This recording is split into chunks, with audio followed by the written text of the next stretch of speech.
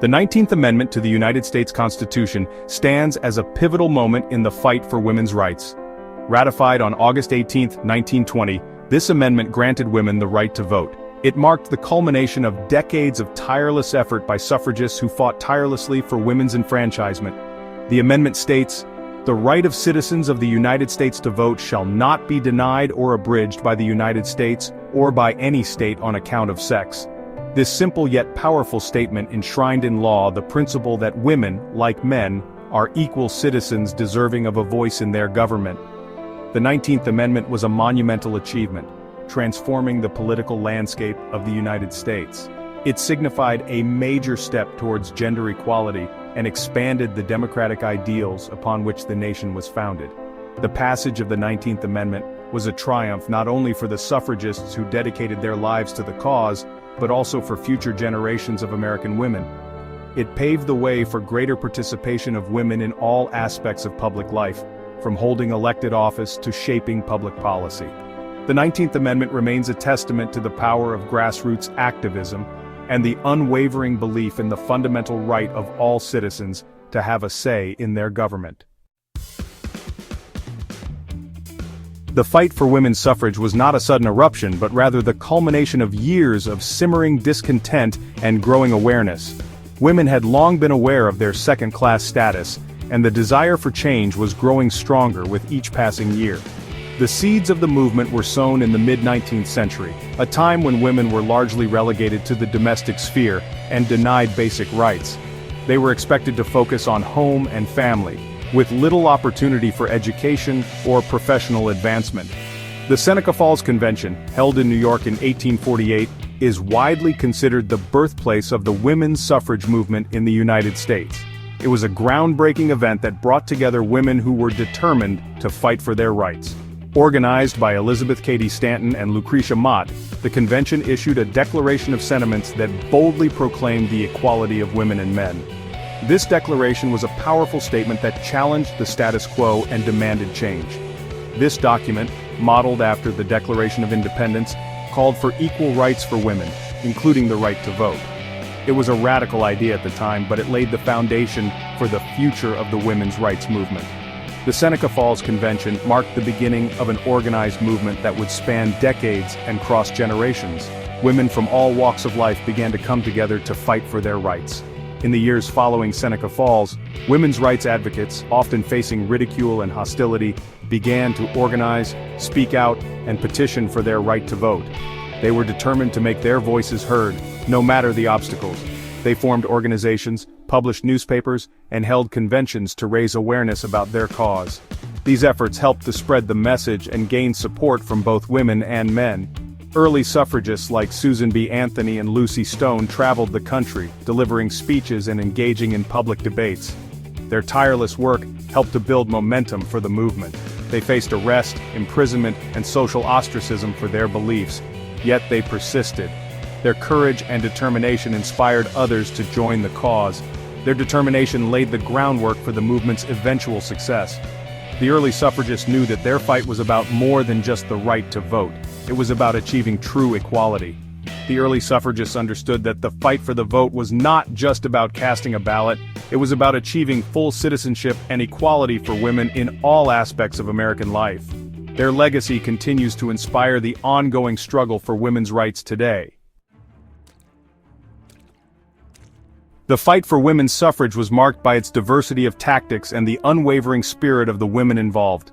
Suffragists employed a wide range of methods, from peaceful protests and petitions to more confrontational tactics designed to capture public attention and force the issue onto the national agenda. One of the most effective methods was the organization of massive marches and parades. These events, often meticulously planned and visually stunning, drew thousands of women and their supporters into the streets, demanding the right to vote. The 1913 Woman Suffrage Procession in Washington, D.C., held the day before President Woodrow Wilson's inauguration, was a watershed moment.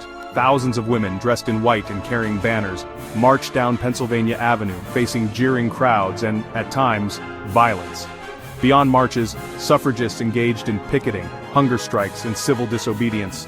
They picketed the White House, braving arrest and imprisonment to make their voices heard. Alice Paul and Lucy Burns, leaders of the National Woman's Party, adopted more confrontational tactics, drawing inspiration from the British suffrage movement.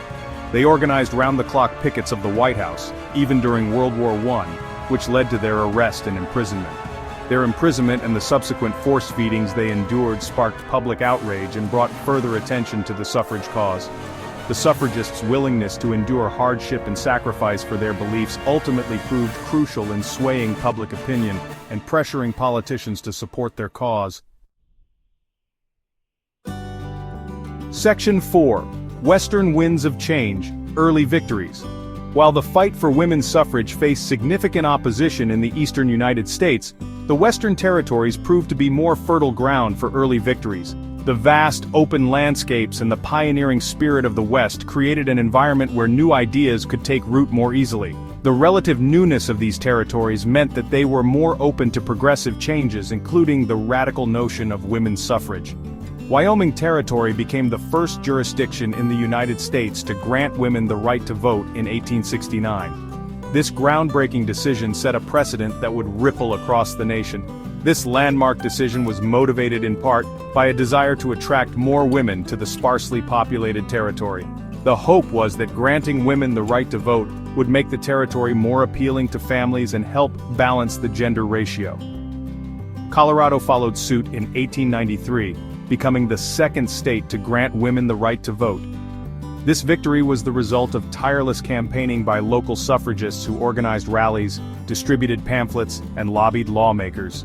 And Utah, which had briefly granted women's suffrage in 1870 before it was revoked by Congress, re-enfranchised women in 1896. This reinstatement was a significant victory for the suffrage movement, demonstrating resilience and determination. These early victories in the West were significant not only because they granted women voting rights but also because they provided a testing ground for the idea of women's suffrage. They showed that women could participate in the political process without causing the societal upheaval that opponents often predicted.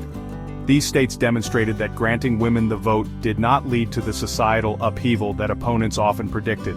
Instead, it showed that women could contribute positively to the political landscape.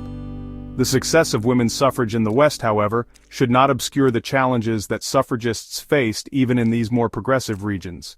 They still encountered resistance from those who believed that women should not participate in politics.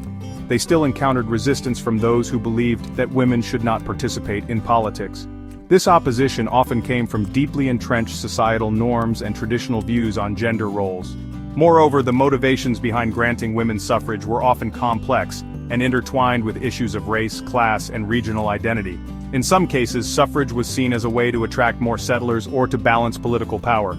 Nonetheless, these early victories were crucial in shifting the national conversation about women's suffrage. They provided concrete examples of women exercising their right to vote and participating in the political process, helping to chip away at the arguments against women's enfranchisement. They provided concrete examples of women exercising their right to vote and participating in the political process, helping to chip away at the arguments against women's enfranchisement. These examples were instrumental in demonstrating that women's suffrage was not only feasible, but beneficial. The West, often seen as a place of new beginnings and progressive ideals, played a pivotal role in advancing the cause of women's suffrage. Its early adoption of women's voting rights set the stage for the eventual nationwide acceptance of women's suffrage, proving that change was not only possible, but inevitable. Section 5. A Nation Divided. The Continued Struggle. Despite the early victories in the West, the fight for a federal amendment granting women the right to vote remained a long and arduous battle. The suffragists faced a complex web of political, social, and cultural challenges that made their journey even more difficult. Throughout the late 19th and early 20th centuries, the suffrage movement gained momentum, but it also faced persistent opposition and setbacks. Each step forward was often met with fierce resistance, requiring the suffragists to continually adapt their strategies and tactics. The National American Woman Suffrage Association, formed in 1890, became a leading force in the fight for a federal amendment. This organization played a crucial role in uniting various suffrage groups and coordinating their efforts on a national scale. Under the leadership of Carrie Chapman Catt, NAWSA adopted a state-by-state strategy, working to secure women's suffrage in individual states while simultaneously pushing for a federal amendment. Catt's pragmatic approach aimed to build a broad base of support that would eventually compel Congress to act. This two-pronged approach aimed to demonstrate the growing support for women's suffrage while also applying pressure on Congress to act. By securing victories in individual states, the suffragists hoped to create a domino effect that would lead to nationwide change. However, the movement continued to encounter resistance from powerful anti-suffrage groups, often backed by conservative interests and industries that benefited from the status quo. These groups used their influence to spread misinformation and fear about the potential consequences of women's suffrage. Opponents argued that women's suffrage would disrupt the social order, undermine the traditional family structure, and lead to a host of societal ills. They claimed that women were too emotional and irrational to participate in politics, and that their place was in the home, not the voting booth. They often resorted to fear-mongering and sexist stereotypes to discredit the suffragists and their cause. Cartoons and posters depicted suffragists as neglectful mothers and wives, or as overly masculine and aggressive. The debate over women's suffrage often divided families, communities, and even the suffrage movement itself.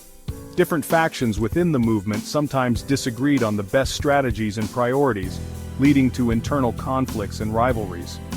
Some suffragists, particularly in the South, were reluctant to align themselves with the movement's growing focus on racial equality, fearing that it would alienate potential allies. This reluctance highlighted the intersectional challenges that the movement faced. Despite these internal divisions and external opposition, the suffragists persevered, their determination fueled by a belief in the inherent justice of their cause. They continued to march, protest, and lobby, undeterred by the obstacles in their path, driven by a vision of a more